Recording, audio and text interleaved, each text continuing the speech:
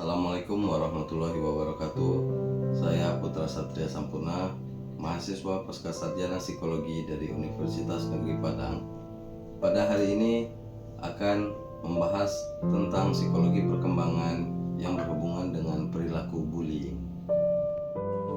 Bullying adalah salah satu isu penting dalam psikologi perkembangan, terutama karena dampaknya yang signifikan terhadap perkembangan sosial, emosional, dan kognitif individu, baik bagi pelaku, korban, maupun pengamat. Berikut adalah beberapa aspek penting terkait bullying dalam psikologi perkembangan. Yang pertama, definisi bullying. Bullying adalah perilaku agresif yang dilakukan secara sengaja dan berulang-ulang terhadap individu yang dianggap lebih lemah atau kurang berdaya. Perilaku ini dapat berupa fisik, verbal, relasional, atau sosial, dan cyber atau cyberbullying. Fisik dapat berupa memukul, menendang, atau merusak barang milik korban. Sedangkan verbal menghina, mengejek, atau mengancam.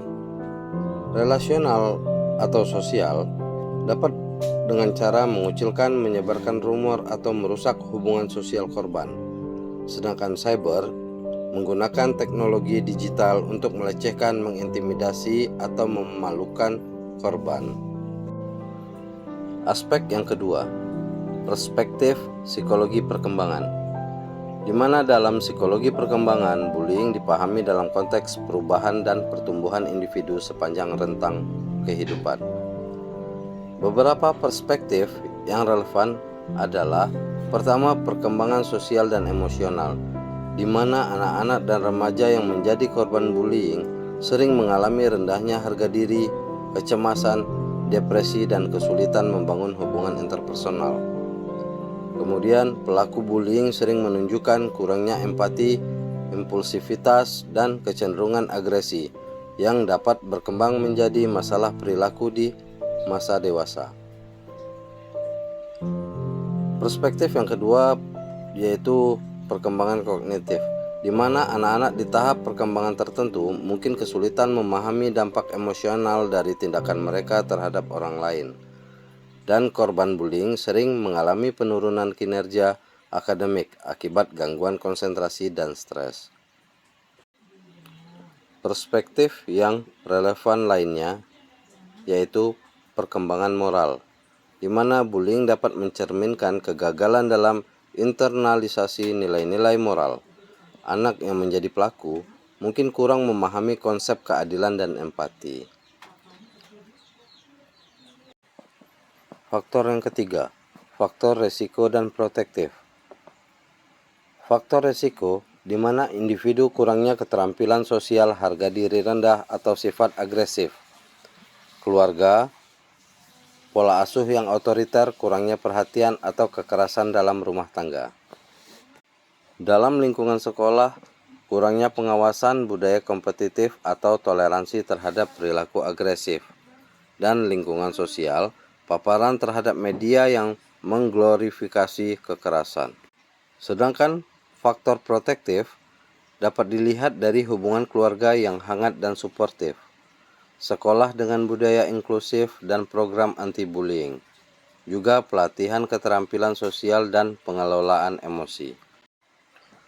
Aspek yang keempat, bisa dilihat dampak jangka panjang, di mana korban mengalami depresi, kecemasan, gangguan stres pasca trauma, dan kesulitan membangun hubungan di masa dewasa. Untuk pelaku sendiri, resiko lebih tinggi untuk terlibat dalam tindak kriminal, penyalahgunaan zat, atau masalah hubungan interpersonal lainnya. Bagi pengamat, perasaan bersalah, stres emosional, atau normalisasi kekerasan. Aspek yang keempat, bisa dilihat dampak jangka panjang, di mana korban mengalami depresi, kecemasan, gangguan stres pasca trauma, dan kesulitan membangun hubungan di masa dewasa. Untuk pelaku sendiri, resiko lebih tinggi untuk terlibat dalam tindak kriminal, penyalahgunaan zat, atau masalah hubungan interpersonal lainnya. Bagi pengamat, perasaan bersalah, stres emosional, atau normalisasi kekerasan. Aspek yang kelima yaitu intervensi dan pencegahan. Pertama, pendidikan emosional dan sosial dapat mengajarkan empati, pengelolaan konflik, dan keterampilan komunikasi. Kemudian program sekolah dapat berupa kebijakan anti-bullying, pengawasan yang lebih baik, dan pelatihan guru. Dukungan psikologis dapat berupa terapi individu atau kelompok untuk korban dan pelaku. Keterlibatan orang tua dapat meningkatkan komunikasi dan membangun hubungan yang positif di rumah. Jadi, dapat disimpulkan, bullying adalah fenomena kompleks yang mempengaruhi perkembangan individu dalam berbagai aspek. Pendekatan holistik yang melibatkan keluarga, sekolah, dan masyarakat diperlukan untuk mencegah dan menangani bullying secara efektif.